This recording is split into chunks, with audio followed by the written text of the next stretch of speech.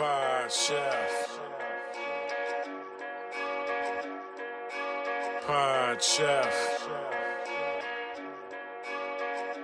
You're listening to Pod Chef. When I say pod, y'all say chef. Pod Chef. You listening to Pod Chef. It's a podcast about Top Chef, and that's a broadcast. It's on TV, and you can watch it. They got 21 seasons, that's a lot, kid. But you can skip those. We do recaps about the whole show. Not the food, though, but the other stuff. Yeah. You're now listening to Pod Chef, the only official podcast about the TV show Top Chef, with your hosts, Jamal, Bryan, and Reaves. And I only said their first names because I don't know everyone's last name, and I'm trying to be polite. Now enjoy the show.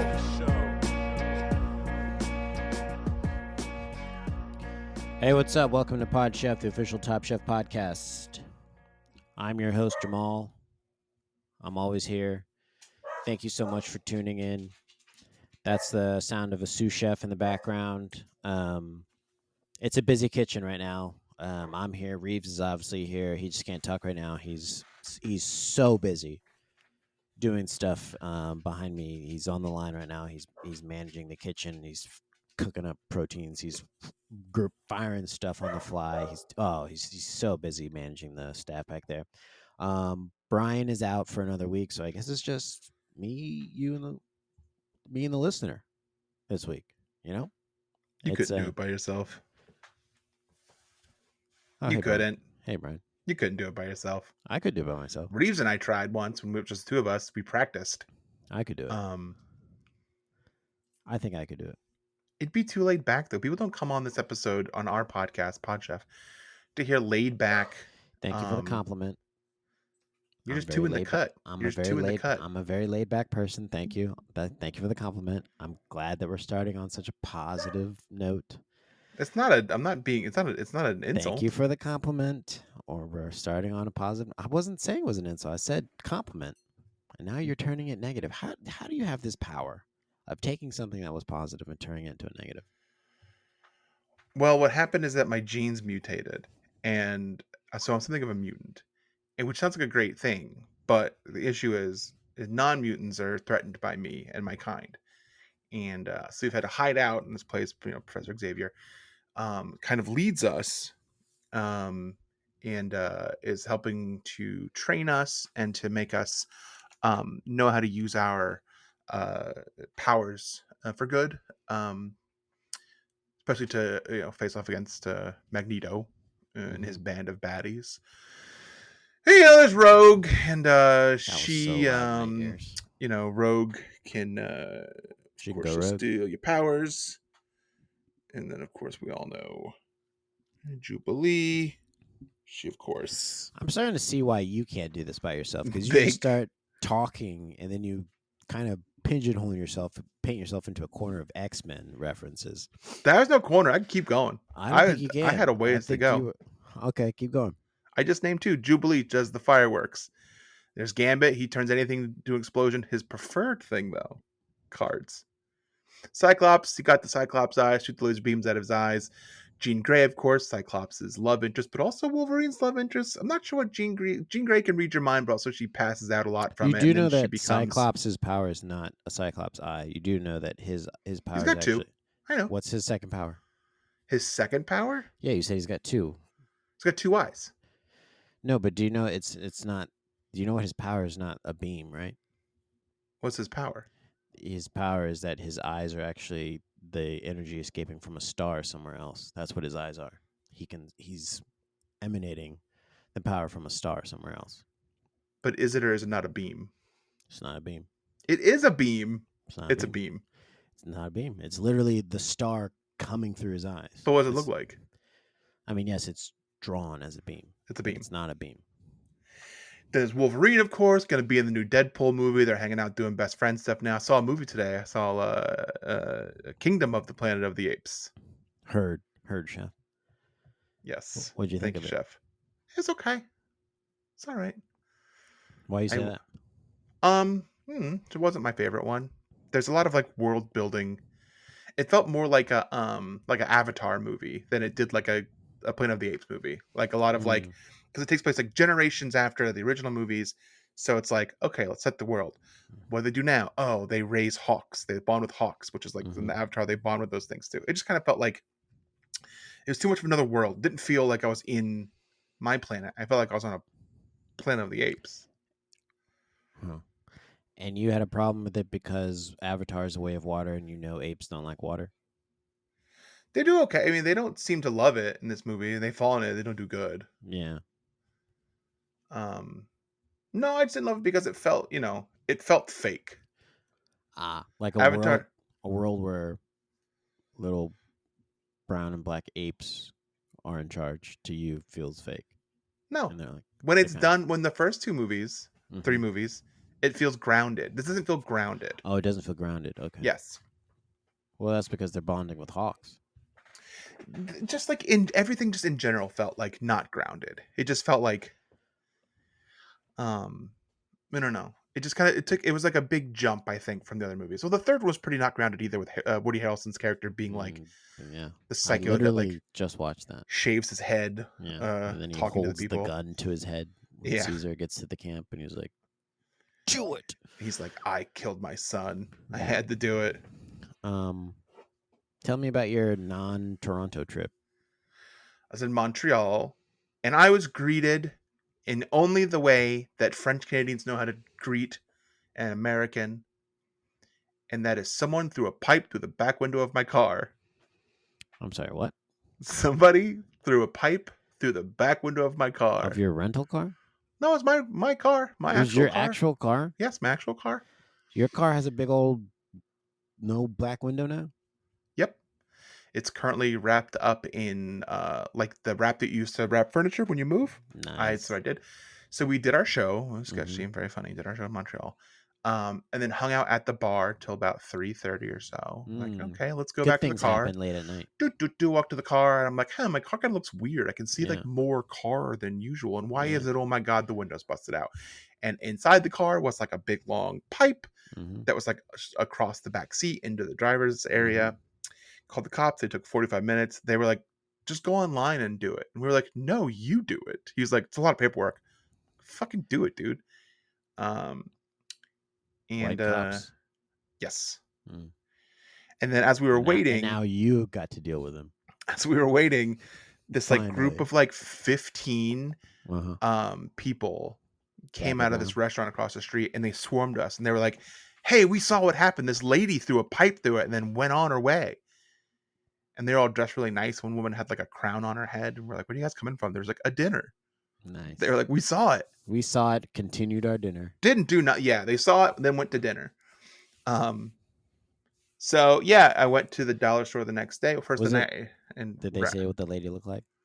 They just said that she had a hood on over her head. And now hoodies are making an appearance again, huh? I mean, this is also Canada, Montreal, Canada. So if you're like a famous stance against hoodies a while back. I did? Yeah, when that stuff was happening in Florida. I don't think I did that. You were like, that's not a place to be wearing a hoodie anyway. It's too hot.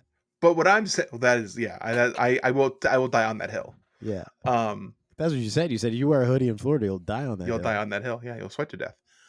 I know what you're alluding to when you're saying like, what does she look like? But this is Montreal, Canada. Yeah, and that's what I'm saying. What did she look like? They just said in a woman wearing a hood. Okay. Did she walk normally? She have a normal gait? They didn't say. I didn't ask what her gait was. Did she have a hip hop gait? I didn't ask. The people who told us that they saw her were brown people. So were brown people. Oh, were they like excited to tell you? They were. Yeah. It was a white woman then. It was a white woman. They're excited about it. They were like, "Yo, we saw." It was a white woman then. All right. So yeah, they drove the whole way back home with my window wrapped up with like saran wrap. It did great. Actually, I did a fucking look. I don't do a lot of things good. You don't. I wrapped the hell out of my back window with this like wrap. So you feel like you did a really good job wrapping that window, huh? Yes. And it was like you drove home and you're like, man, I'm so happy I took the extra steps it took to do this properly. The effort, it was worth it, right? Mm-hmm. Now imagine if you drag that out to the rest of your life. Nah, not worth it. Yeah, exactly. Not worth it. All right. Well, I'm glad you made it back. Sorry about your window. How much is it going to cost to get it fixed? Well, of course, when you ask that question, the first question I'll follow up is, what do you think my deductible is for window work with my insurance? Your insurance? Your insurance? Insurance in general, Yours? $1,000. $500. Okay. So guess how much it Your costs. insurance? So guess how much it costs. It costs at least $500. $488. Wow. Those motherfuckers are working hand in hand. Wow. They know what they're doing. They know what they're doing. And here's the thing. Uh-huh. Broken glass is a no fault accident. Yep. So I can't even get anybody in trouble. They're just like, it doesn't matter what you did or Glass you broke. didn't do it. It just broke. They call it no fault because they already know that person now has 9 years bad luck. Yeah, because in a mirror it's 7, but if it's a windshield, if it's a window in a car, it's 9. Yeah. So they've got 9 years bad luck. So it's like, we don't want to pour kerosene on this fire. Karma's already going to get them. They're already going to be having to look over their shoulder for the next 9 years. So yeah, it's no fault. It's no fault, because I called them and I was like, I want to tell you guys about this, because when I did it, the app, it didn't ask me what happened, and she was like, we don't give a fuck what happened. Yeah. All that matters is that your glass broke. Yeah. $488. Wow. Yeah, they really get you. And it's almost like you should have broke another window. I mean, yeah, might as well. You should have broke your get the insurance to the cover driver's side window. Like, would you believe they also broke these 2 windows too? That put me right over the edge of my deductible. The woman on the phone was like, and there's a $35 recycling fee, and I was like, what are they recycling? The glass. The glass is gone. Yeah, but they're gonna go find it. Got to go to Canada, because most of it was in my car, and now it's on the streets of Canada, and the rest of it we broke out in the streets of Canada. And you know where it happened? In the red light district of Canada. You know, Canada, in Montreal, Canada, they have prostitution. It's not legal, but it's not illegal. Yeah, I know. So they're doing a thing now in New York where it's not illegal to openly engage in it, but it is illegal to be a John and try and procure. And isn't that always? It's always the guy. I don't want to go. Adam and Eve, right? I don't want to go in that road with you. All right. Well, glad you're back. Sorry that it's right underneath the deductible. Yeah. Anything else you want to talk about since Reaves is still busy in the kitchen? I mean, I have a thing. You probably should have started with that. Well, I was going to read it before we do the review, like to transition into the review. Okay, let's do Chefs I Prepared for You. Okay. Let's get right into it, because I'd hate for Jillian, or whatever her name is, to be upset that we took 30 minutes again. Oh, thank you for going over those. I really appreciate that you guys did the reviews while I was gone. I'm glad that you guys still did that. We did a lot of stuff while you were gone. I'm surprised. Most talk about me. Yeah, I'm surprised you're back. I thought something. I got to talk to the person I was talking to, because I told them to do more than the glass. All right, let's do Chefs I Prepared for You. This is a segment we do every week where we talk about what we had for dinner last night, and only last night, and present it as if we're presenting it to the judges on Top Chef. It's me and Bryan this week. I will pretend what Reaves had, because he's here. He's just cooking right now, and then there won't be a vote, but there will be a winner. Voting's dead. Remember that 2024 voting's dead. Don't do it. Just the year voting died. Stay home. Chefs, I consumed for you because I did not buy it, and I did not make it because I was at a wedding last night. Okay. Chefs, I consumed for you couscous, curry chicken, a dinner roll, asparagus. I think it was blanched asparagus too. Root veggies, and a beautiful thick boy slice of that wedding cake, which was chocolate and vanilla cake. It was chocolate and vanilla. What was the composition of people getting married? Chocolate and vanilla. Were they? Yeah.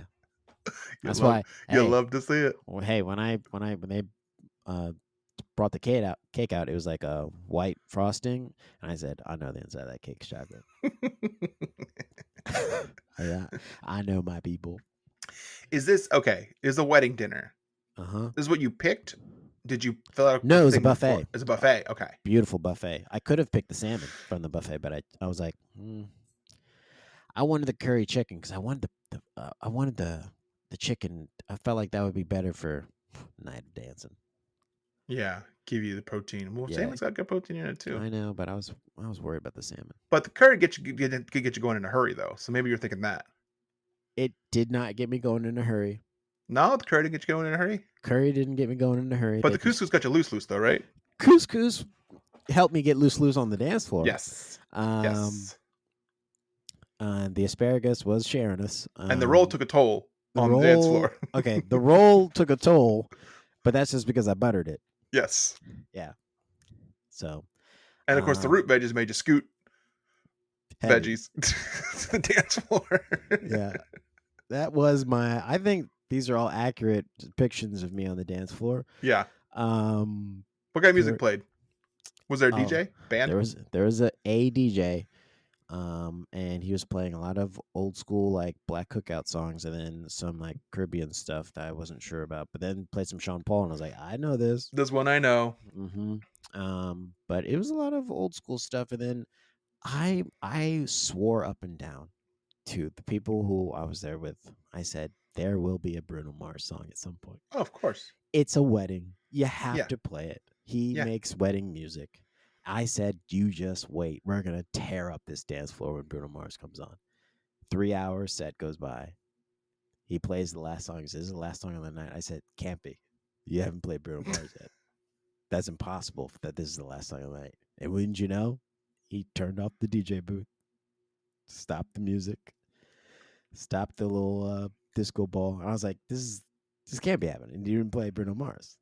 This is a bit, right? There's somewhere else we have to go to hear. This is real funny. Like, then you like come out and do an encore and you go, just kidding. And then plays Bruno Mars. We're not done yet. Nope. It was done. It was done. So I had a conversation with somebody, maybe it was you, I don't know, about there not any standard songs at weddings. There hasn't been a new standard in a while, but the person I was talking to proposed that Bruno Mars is the new standard. Like that is a new wedding standard. I feel like he is the standard. I assume going to a wedding, I'm going to hear a Bruno Mars song at some point. Which one?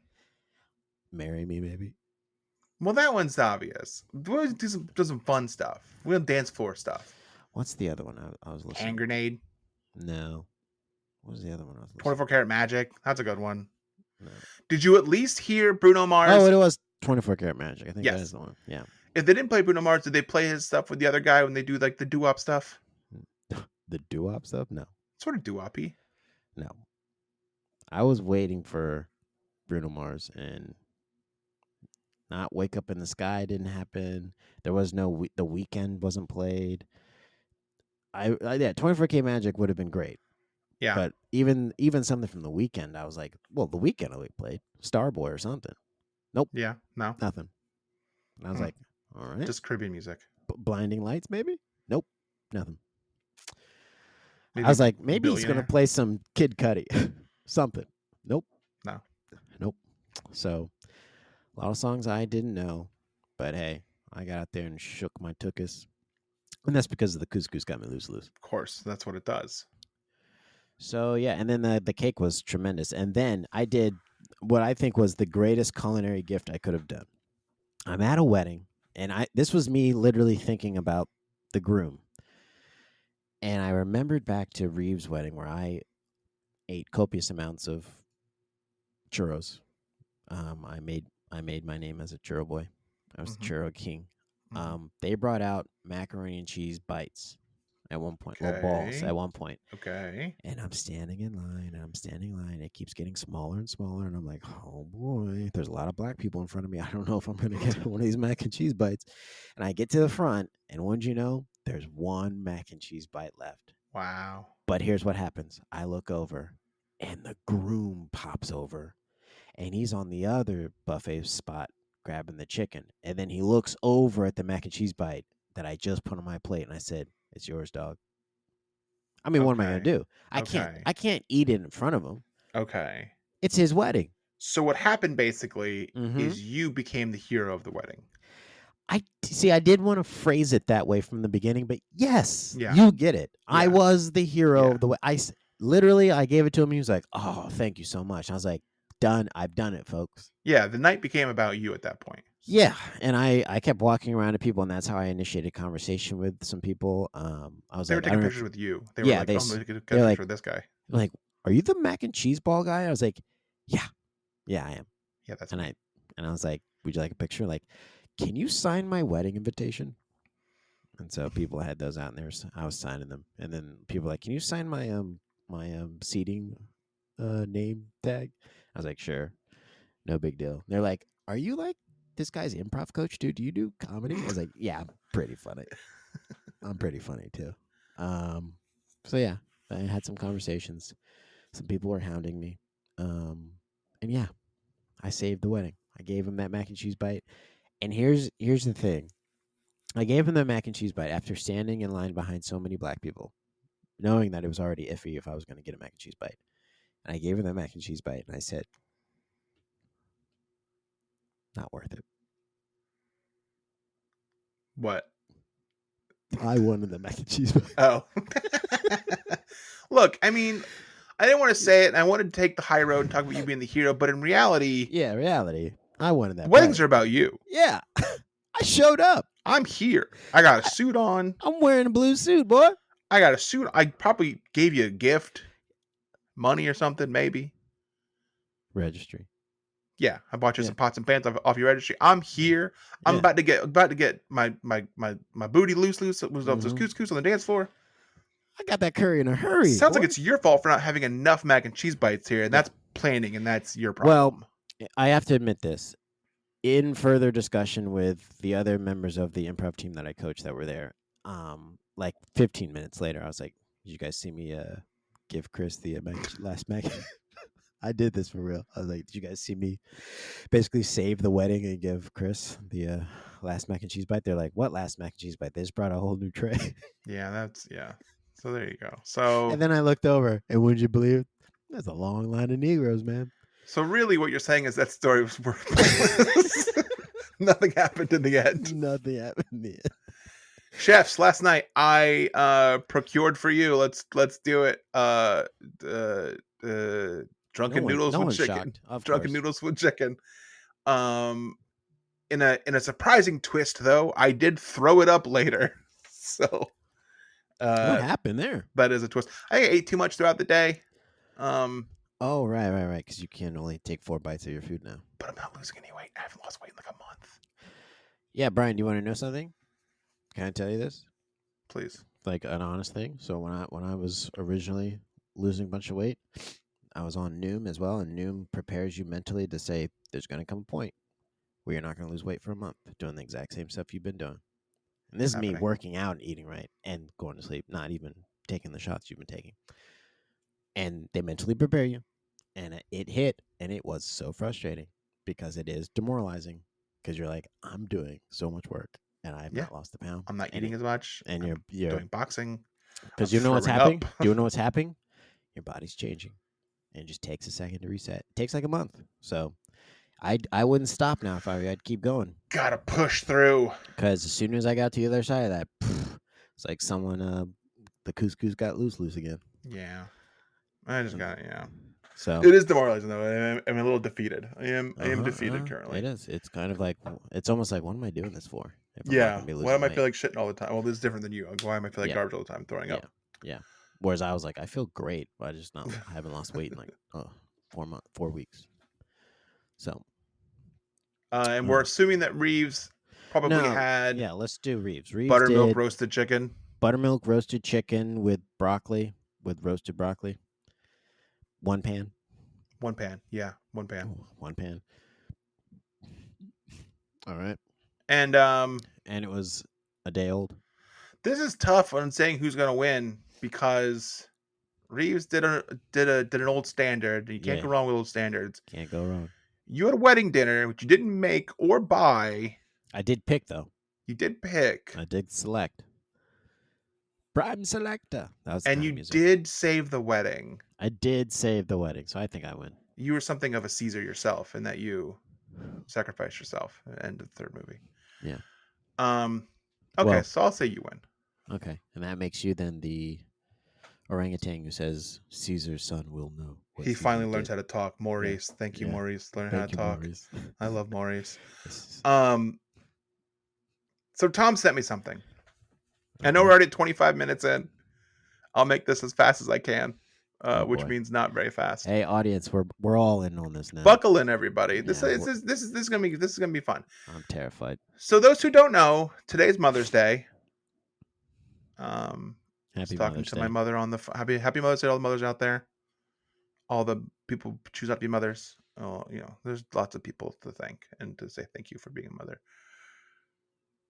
To celebrate Mother's Day, Tom sent me a copy of the letter that he sent his mother during Restaurant Wars. He said he sent me a text and he said, "Hey, BJ," he calls me BJ. I sent you something in your email. Make sure you check it. It's a letter I sent from the front lines of Restaurant Wars to my mom for Mother's Day. Make sure you read it. And if I don't come home, make sure she gets it, is what he said to me. So I'm going to read that now per Tom's request. And this is the letter that he sent me.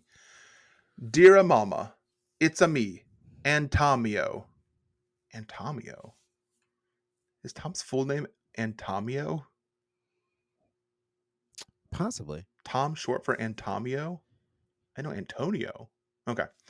It's a me, Antomio, your loving son. I wanted to write to let you know that I am safe and doing as well as can be expected, given the circumstances. Restaurant war is not easy, but I'm doing my best to stay hungry and hydrated. I think about you often, especially during the quiet moments when Gail is talking and I'm pretending to listen. I miss Padma. Have you heard from her? I told her to wait for me, but I fear she's moved on. Did you hear she's doing comedy now? Improv, in fact. Just picturing her in the basement of Triple Crown with her troupe of 6 white dudes in their early 30s makes me want to vomit. Dear Mama, your love and support gives me the strength to carry on, even when times are tough. Like when I had to eat Dan's dessert. I didn't get it. It tasted good, but what was going on? Like blueberries? I don't know. Mama, the horrors of restaurant war are just as bad as they say they are. At Channel, it took almost 20 minutes to get our food, and Michelle never said goodbye to us. She didn't touch the table nearly enough. I kept thinking she'd touch the table again, but she never came. This is Tom wrote, right? We were alone. Yes. Okay. And their concept was just the water. That's not a concept. It's an element. Like when we watched Airbender. Remember that? Those blue fuckers sure were tall. Wow. Mama, we're lucky to be alive. Wow. Please know that I'm thinking of you every day, especially as today is Mother's Day. I'm counting down the moments until I can be back home with you and Father, but don't tell him that. I'm trying to be tough like he expects me to be. I can hear his voice now. If you are gonna be a chef, you can at least be a tough one. I love you, Mama. I'll be home soon, one way or another. If it's in a pine box, deliver me to Padma. Love, T. That's very sweet.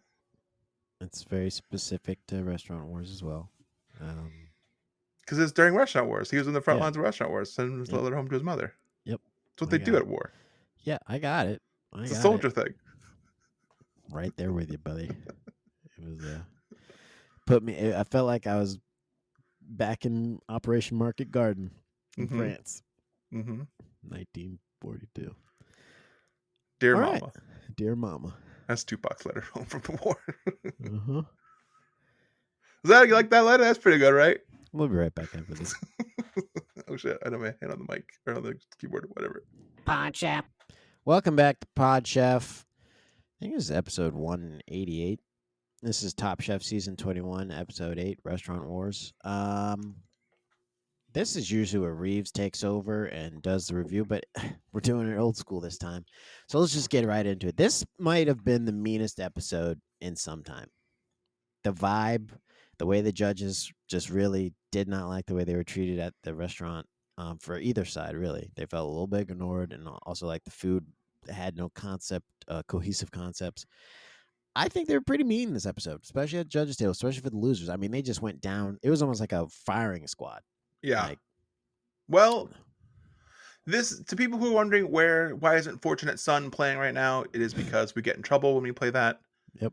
So I told Brian, don't do that, and he did it anyways, and we got a bunch of copyright strikes. I'll do 1 second of it. Bow now. Bow now. Stop, so you stop, know. So now stop. you know. Just picture you're hearing that, and of course, war never changes. Fallout and TV shows out. Well, you mentioned a firing squad, and of course, that's what happens in war. The captures, the people who lose the war, are killed, Mm-hmm. or enslaved.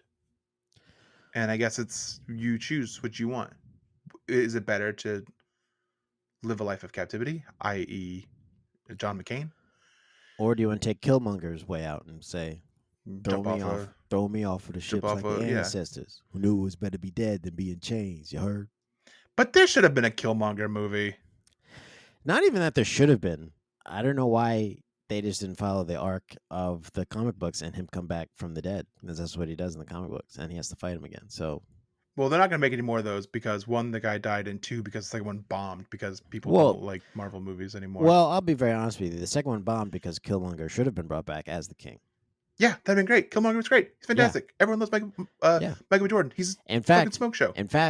if you haven't seen the second Black Panther movie, the best scene is when Killmonger shows up.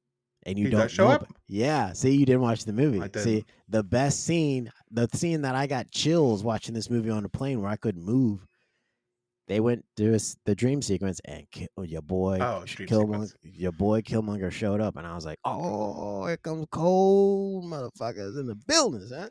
I was So like, you "Ooh." just gave me shit for not seeing it, but I'm gonna say to you that seeing a movie on a plane doesn't count as seeing the movie.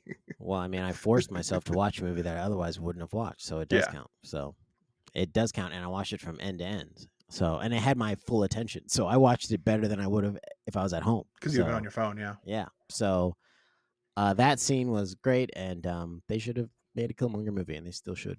That would probably do it. Be worth watching. I don't care if he's dead. Bring him back. Yeah, say They he can do didn't that. die. He fell off the waterfall and he swims. Yeah, who cares? Just say like a bird caught him. Yeah. Saved him. Say someone ate a fruit and brought his spirit back. Easy. Yeah, that's a thing. Yeah. Problem solved. It's fixed. They could have brought some spirits. Speaking of spirits being brought back, Kalina, who's back from Last Chance Kitchen, getting a lot of airtime in the beginning of this episode. Talking about how confident she is early this episode. And I said, that's the wrong move. That's not good for my fantasy team. Nope. Which might be depleted. I haven't looked at it in a while. Might be out of players. I mean, you're like almost 30 points behind me at this point. You might as well just quit. Well, you have one more player than everybody, so. Well, it's not my fault. That's how the draft Those are the rules. Those are the rules. So they get split up into their teams. Let's just talk about this. They go out to. They got to pick teams. Well, first, Tom takes them outside. And is like, "Do you know why we're at this fishing spot?" And they're all like, "We're going fishing. We're going fishing with Tom." It's a classic Tom fishing episode. And Tom goes, "Nope." Good guess. Good guess. Tom turns to Gail, it was just him and Kristen. Then he turns to Kristen. He turns to Kristen and says, "What are we doing? Wish we were fishing. Why aren't we fishing? Why aren't we fishing? Why aren't we fishing? That's a good idea." Yeah, she had a good idea. Let's go fishing. He then turned to the writers and was like, "Why didn't you write a fishing episode? Why are we doing Restaurant Wars?" And they're like, "Restaurant Wars? We're doing Restaurant Wars? Oh yeah, we're doing and Restaurant they're Wars." like, "Oh shit!" And Kristen Kish was like, "Okay, well, yeah. Now I had a whole thing I was going to do. I had a thing I was doing. I was going to play Fortunate Son. It's going to be great. They do it on this podcast. I love listening to. Oh, such a big fan. So, the elimination challenge this time is just the restaurant wars, but it's a little bit different. So let's listen. The chefs competed in restaurant wars at the Discovery World Museum. Each team was responsible for developing a 3-course menu, with each course offering at least 2. That's dose for those of you listening to the podcast and the SAP button turned on. Decorating their restaurant and serving their dishes to the judges and 75 guest diners. Due to the odd number of competitors remaining, one team had 5 members while the other had 4. And as the winner of the previous elimination challenge, Michelle was able to join the team of her choosing, which she did at the end in a very awkward way. Yes. It was like the opposite of when you're standing outside being picked for teams for dodgeball in middle school and everyone picks you last. She was almost like she didn't know which team she really wanted to go to. She was like, my guess is that she did, but she's a nice person and didn't want to, she had to think of a way to be like, oh, both teams are so good. Yeah, you guys are so amazing. This is so tough for me. I mean, this is so tough. I'm going to pick this team, but gosh, both teams. I could be with the person who just got sent home, who's just back from getting home, and the person who just showed up like a week ago, and like Laura and Manny who were like fine, or it could be on like Amanda and like Dan and Danny's team and like Savannah. I mean, gosh, both so good. So, the judging panel was also split into groups. One group consisted of Tom Colicchio, Kristen Kish, Top Chef California contestant Kwame Onwachi. Did I say that right? Yeah, I think so. I hope I did, because if I don't, next time I go back to Wakanda, I'm going to have to talk to him about it. And Chef Andrew Kroger. The other group consisted of Gail Simmons, Queen Gail, All hail Gale. Top Chef Chicago winner Stephanie Izzard, the girl and the goat, and chefs Eric Williams and Itaru Nagano. Was it Well, weird that they separated Gail and Tom? well, it's optics. Yeah, you don't want to think something's going on there. Yeah, you don't want. It's bad enough that she keeps calling him T. It's like, Yeah. come on, separate Yeah. these two. Also, no, I can't bring that up. Okay. While the judges declared an individual winner, the winning team received $40,000 before taxes. One bad thing about Michelle joining their team is they're like, oh fuck, if we win, we got to split less money now. Yeah. So it's like, again, but that's like, this is all the things that you keep talking about, Brian, like how diversity, equity, inclusion kind of bites you in the end, right? That's your take. Didn't earn it. So let's talk about these teams. Dose by Duel.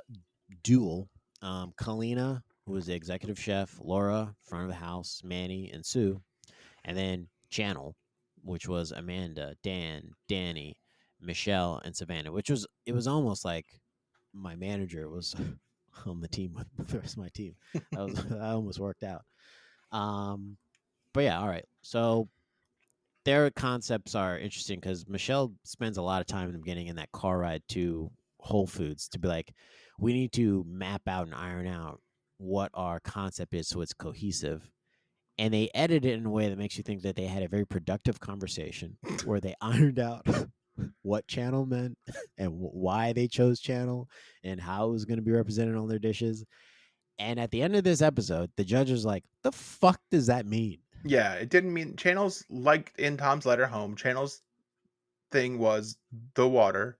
Yeah. They were given an hour to talk about their concepts at the place, at the whatever world, Discovery World.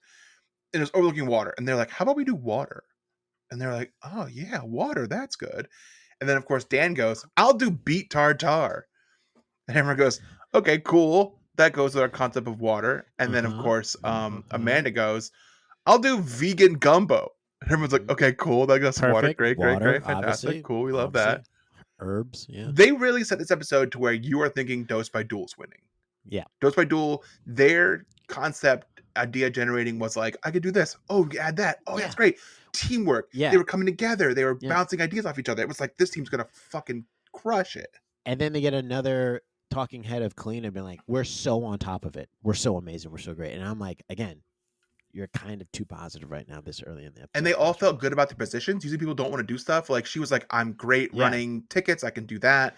Yeah. Laura, they were like, you could do front of house because you're pretty. That's what they said. That's how that works. Basically what they said. That's how the show works. And then they did kind of the same thing to the black woman on channel and said, I think your energy, which is code, your energy would be great in front of the house. They sure did. That's code. And black people, we know what code that means. It means we don't want you in the kitchen right now. I do love a shot this like big necklace on. It was like this huge, like big chunky necklace, big chunky gold necklace. It was a good look. Yeah, she was walking around like she was a rapper. And she was kind of nagging the judges by not. I love that shot of her walking by the table.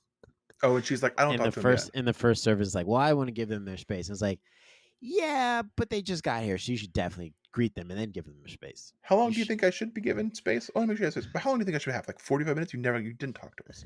Yeah, you didn't talk to us at all. I know, but I just wanted to give you your space to like chat and talk and They did. They haven't for a while, but this episode, this Restaurant Wars, they did get to go to the store and pick out stuff, which they haven't done in a while. They went to multiple restaurants. Yeah. Well, they had to, multiple stores. Pick they got to get like decor. They had to pick like colors and things like that. Well, they got the proteins from Whole Foods and they got other stuff from somewhere else, I thought. Yeah, they got to go to like specialty stores too. Yeah. Like Dan wanted a certain kind of fish. They didn't have it at Whole Foods, so he had to shift. He had to pivot. He went to the fucking wharf in Wisconsin. Yeah. Got it. Dan's like, I can do. At some point, they said, I think at some point here for stuff, they said the Scotty way, which I learned now. Doing something as if you are in Wisconsin is the Scotty way. Never heard that in my life, and I don't think it's real. He said it, and he lives there. Okay. Well,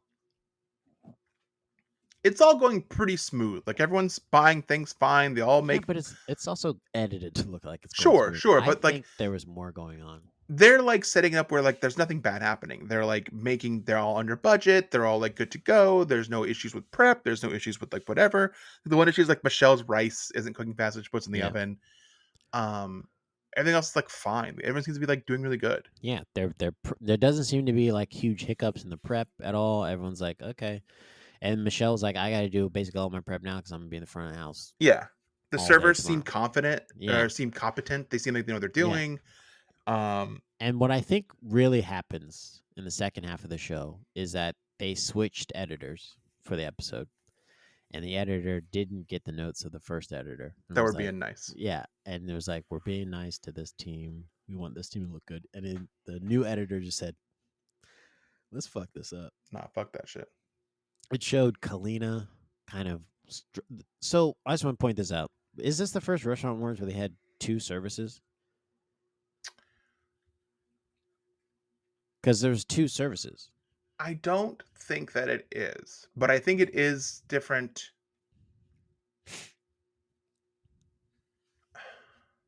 I thought it was the first Restaurant Wars that had two distinct services where they literally hours passed and they came back. I don't remember that ever happening before. I feel like they've done it before, but I think there's only ever been one judges group, and they just like go on to the next service, and the other teams like did. What they did was they had both services at the same time for each one, but they just hours passed and they came back for the late service. So they had Wait, hours passed? Do you not? They like stopped service. No, they didn't stop because they had to continuously prep because it was lunch service and then a dinner service. I could have sworn that's what I saw. They had a lunch service where both gave like half of their dishes or whatever, the first dish, and then they had a break, and then they came back and did the second half of the courses. Because they made a comment at the judges' table being like, "Oh, at least I'm hungry now, again." Maybe I missed that. Because they moved inside, so I thought they went to two different restaurants, but they weren't. They were at the same place. There's like two sides of the same place. Yeah, it was outside and inside. Yeah, and they were both being served by both teams at both places that they were sitting at. I don't know. Unless I missed that. But I could have sworn Michelle was talking to them when they were outside and inside. Because she was like, I didn't get to say bye to you guys. And so when you came inside, I want to make sure that I talked to you. So let's go over the service, shall we? This is the type of in-depth analysis you come to PodChef for, guys. We want to make sure you get it. Where we're not sure what happened in the episode. Dose by Duel, first course, beef tartare, cilantro green goddess, gochujang rice cracker. That was Laura. And Kalina's dish was melon and Dungeness crab aguachile, pickled bamboo, furikake tostada. For Channel, first course for Dan was smoked walleye. Did you call it walleye? Yep. Labna, potato cake, and harissa. And then, I don't know how to say this. Chawamushi with scallop, mitake ikura, which was Savannah's dish. They love Dan's thing. They said Dan did a sour cream and onion dip, which I think he did before something else. They said it tastes like sour cream onion dip. Mm-hmm. It was very scotty. That was the Scotty way. The Scotty way. He wanted to do smoked trout, didn't have it. Did walleye. Didn't have it. Second course for Dose by Duel. Is it Duel or Duel? I think I said Dose by Duel is how they're pronouncing it. Okay. Sue's rice cake, salsa verde, Chinese sausage, and pepita. And then Manny had miso butter, poached shrimp, kimchi, jicama, and bok choy. And then for Channel, Michelle had fried catfish with dirty rice cake and New England clam chowder, grilled carrots with Old Bay clams and thyme. Danny. Thank goodness you got that Old Bay in there. It says, and they had vegan gumbos also in that course. You can't call it New England if you got Old Bay in there, though. That's Maryland. Yeah, and it was fucking carrots. Yeah. There was nothing New England clam chowder about it. New England chowder is white and it has potatoes and clams in it. Yeah. Vegan gumbo had carrots in it. Vegan gumbo's herbs, greens, grilled mushrooms, and kombu was Amanda's dish. And they were like, kombu, I guess, is seaweed, sort of. So like it's sort of the water, sort of on concept, but somewhat. Third course for Dose by Duel. Beef tenderloin with mole negro. Brian can't say that anymore. Kimchi mushrooms and black garlic. Brian never buys black garlic. That was Manny. And then pork tenderloin double tenderloins, alatala, charred pineapple, black bean, and onion puree. And I think this is the dish where Tom goes, "Is anyone getting anything, any char from this Pretty pineapple? Charlotte's pineapple. Anyone getting anything with this pineapple?" In fact, I don't get anything from any of this. Something tastes like nothing. Third course for Channel: honey custard, jasmine tea, and citrus gelée, buckwheat crumble. That was Danny and Amanda, and then Dan did a maple cremois, cremois, Cremu. cremu, blueberry, pistachio, and caramel. And so I thought immediately, because this team was doing an actual dessert, they were going to be favored. Because when you have this tasting menu, all these dishes, you need a dessert. They wanted to see a complete course menu, and they're ending on a double. They ended on a double tenderloin, which is a heavy dish. Well, they went like light, little heavy, and then heavy. Yeah, I don't like that. You should. Well, they hated the miso butter poached shrimp. They're like, "What the fuck is this? Yeah, what is this? Get it out of here." We don't like any of this." They didn't like the rice cakes that Sue did. They said that they were yucky. Should have got rid of them. Should have just did the third course and made those two do desserts. They liked Manny's beef tenderloin, but they said there's no like fusion about this. I think the best thing of the night was when Kwame said, "This is what I hate about fusion restaurants." Or it's like they did what I hate about fusion restaurants. Yeah, and what did he say? He said it was just like lazy Asian fusionists by just adding one Yeah, Asian they would add like ingredient. one thing of the other like food genre. One Asian cuisine ingredient, and you're like, "This is Asian fusion now." I was like, "No, it's not." Yeah. So I thought they were gonna win. I thought they had a better concept. I thought that they had, I mean, and then they got into it, and like Kalina could not run the tickets. she could not expedite. I don't know what happened. And I'll tell you like, something right now. Nothing worked. I have a newfound respect for expediting because I watched a YouTube video the other day of a chef with a GoPro on his head expediting at a very fancy restaurant in New York. And my God, was it anxiety inducing? Is it like the Day in the Life series that like something does? It wasn't a day in the Eater life. does? No, it was on YouTube, but it was just a guy called Fallow or something. But he was just expediting for 30 minutes. You got to see on this GoPro expediting dishes, and I was like, "That's stressful." I need 2 beef all day. Oh, I need 2. Fire this on this. 3 this. I need the tickets in front of me. Put tickets in front. Tickets down here. I need them here in line. He did keep moving tickets, sliding them up, and he was like, "Service," and he'd be like, "Oh, good, easy table here, guys." Just blah, blah, blah. Like, he was like doing that. He was like, "Easy table, easy table." And then like he walked to the back, and you saw like, you know, the reel where the sausage is made, like some worker in their back just doesn't see the light of day. There's barely any light back there. They're washing dishes in the dark. The door opens. Like, That literally was what it was like, because he kept being like, "What's that thing on your head?" So he's never even seen a dime of this YouTube. What's this?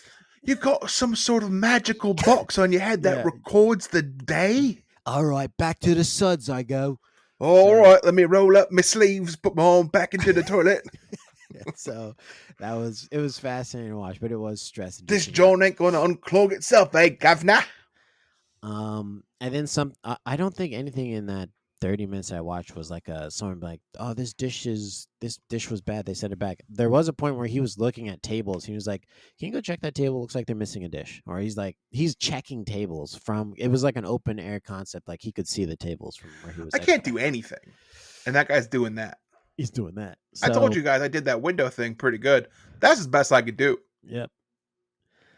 So the judges table, they say when they start breaking before they do judges table, the two teams meet like outside of the restaurant, and they have this very, very funny interaction where when Gail would say something, Tom would make a face like he had no idea what she was talking about. He disagreed with her so much. His face was like, "You really you like that?" I don't think like it was like. It was him being like, "I'm the head judge, and I can't believe that you think that. That's not what's going on." It was like this weird, like he was like, "You like that?" I think this was a moment where he was like, he kept turning to his left and right and be like, "Where's Padma?" Yeah. He also was leaning on the building. He had his hand on the building, like leaning on the building the whole time. I think it might have been a little sauced. Yeah. I'm gonna be honest with you. I think this is why he was separated. I think he and Gail were separated because I think there's a little tiff that happened. Yeah, I mean, they got there this morning. Something happened at home, Uh-huh. and they brought it to work. Yep. That's the problem working with your sig up is you bring this shit to work. Yeah. You bring work shit home. Yeah. That's why you gotta live in separate places. That's why you and your significant other should never see each other. You should live in separate places, if preferably live in different countries. You should maybe text them every few days, and it should be like, "Are you okay?" Yes. All right, great. Good check-in. Loving relationship See you. See you in a few more days via text. via text. So let's get to judges table, because when they bring in, who's at the top is Amanda, Dan, Danny, Michelle, and Savannah. And Team at the Channel wins. Team Channel wins. The low is Laura, Manny, Sue, and Kalina. Laura's face when Team Channel wins is she's trying so hard to be happy for them, but she's like fighting tears. She's like, Yeah. so like, She was like, I'm gonna get the shit kicked out of me in a little bit, but I'm trying to be happy for my friends. I got told to be in the front of house because they said something. So they go through this low team. They go through one by one and basically just rip their dishes apart. Well, first Dan won. It didn't matter that Dan won because everyone got split the money evenly. So I don't know why it mattered that Dan won, but Dan won. Dan won. Good for you, Dan. Did it for Scotty, the Scotty way. Good for my team. It's a good example my manager is setting. So they start ripping into these dishes. I'm gonna tell you right now, I have not heard so many chefs just say "heard" so much in an episode in my entire life. Every time they got a criticism, especially when Kwame was ripping into dishes, they're like, "Heard, chef." They had no comeback. They had no retort. They weren't fighting for their dishes being that they delivered. You would think that this team that we saw give a passioned, review of like we this is our concept and we're all on the same page. Why aren't they fighting for that concept? Just because it didn't get executed? This is the concept you came up with. Fight for it. I think Manny was the most like heard. I don't know who. Someone dug into him. Might have been Tom about the like he not liking his like shrimp or whatever. That's what he said. Like you added one thing and called it fusion. Yeah. How dare he just you. like heard. Yeah. Like he really let him have it. So, this was a weak ass Restaurant Wars, honestly. Like it was. Neither team did that great. Neither team had fun concepts. Yeah, it just didn't work. They were given the most freedom they've had in a while, and they just didn't pull it off. Yeah. It's a bummer, too, because, season 21, every new season when it comes to Restaurant Wars, I'm thinking they're going to bring some new thing in, and this was not it for me. I still prefer the older Restaurant Wars. I still think they should give them a full day to, like, plan and prep, like a whole extra day, however. And then, like, come in, get 8 hours of sleep. Everyone's well rested. Now come do your restaurant. That's what I think. Yeah. All right. Well, Kalina goes home again. Let's hear her goodbye. Kalina, please pack your knives and go. Thank you for the opportunity. Kalina, you came to Last Chance Kitchen once before. You certainly can do it again. Thank you, chef. Thank you, chef. Thank you all. Joke's on you. That's okay. Obviously, I'm bummed, but I'm okay. I'm still proud of you guys. I'm still proud of what we did. And you can cut it off here because technically she's already had a goodbye.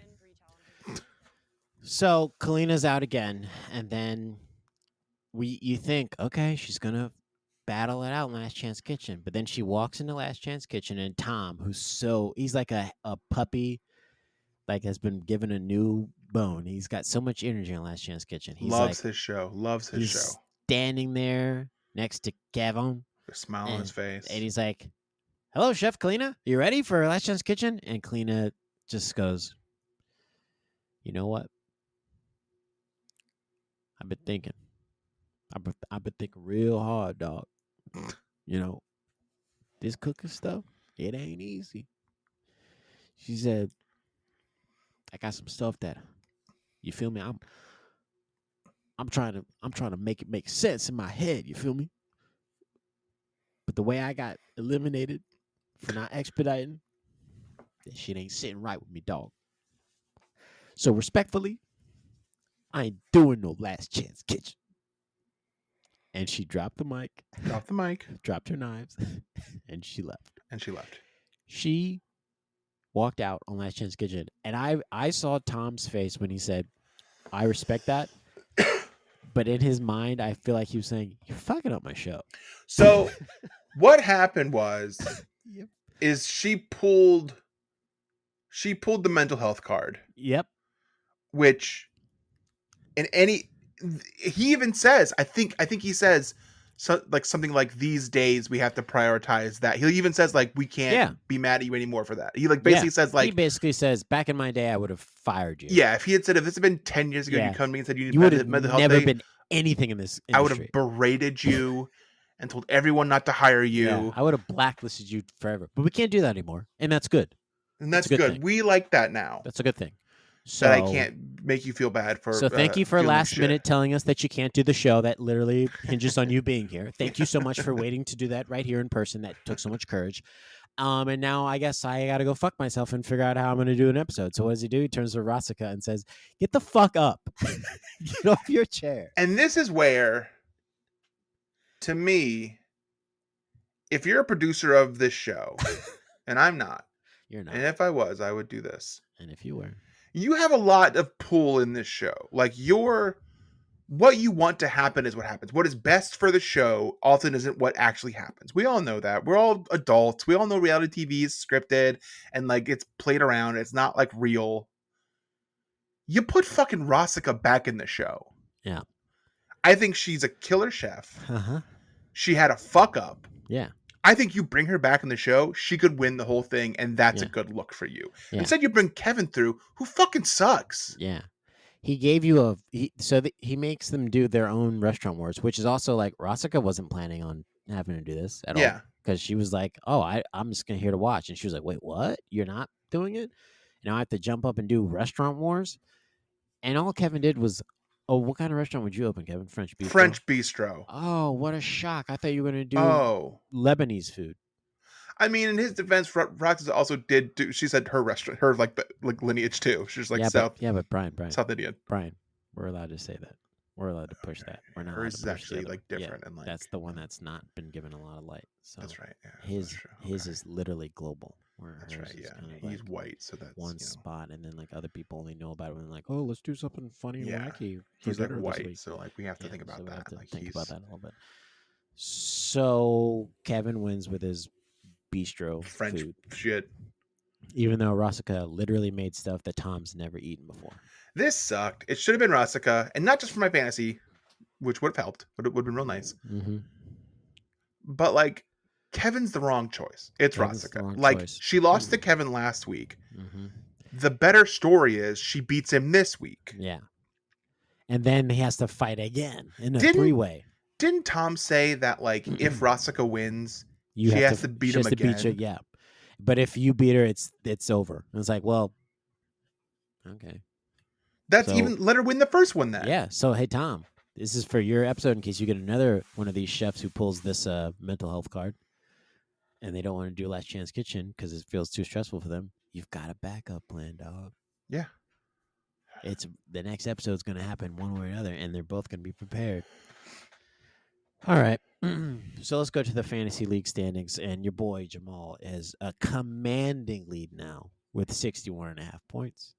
Reaves is in second place with 52 points, and Bryan is barely playing with 38.5 points. I mean, there's no way he can catch up now. He's got too many people out, and his players would have to win the quickfire challenge every week going out. I don't want to win. All right, you've yet to win, by the way.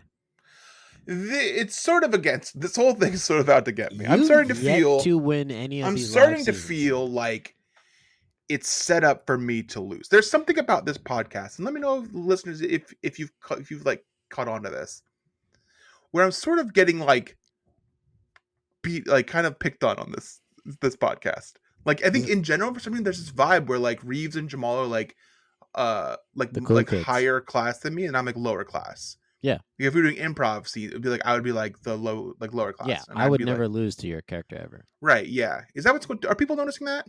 I think so. Okay, so I'm not crazy. I'm noticing it. You're noticing it. Yeah. Okay. Me and Reaves talk about it. You do. We have a private, separate group chat. You do. Yeah. Okay. Is that why the other day you texted our group chat and said LOL, and I was like, what was said? And you said, sorry, wrong chat. That was, and I said, oh, what chat was that meant for? And you said, don't worry about it. Yeah. Well, say the full thing I said. I just say, don't worry about it. I said, don't worry about it, fucker. You said, don't worry about it, fucker. And you said, it's for me and Reeves' chat, which you're not allowed to be in. You just told me what it was. And then you said, isn't that just like a normal text message between one? Yeah, I said, it's not a group chat if it's just two people. And I was like, this is why you're not in. And you said, don't get smart. And you sent me a picture of the back of your hand. Yeah. I said, do you know what this is? You said, no. I said, this is what the last thing most people see when they talk back to me.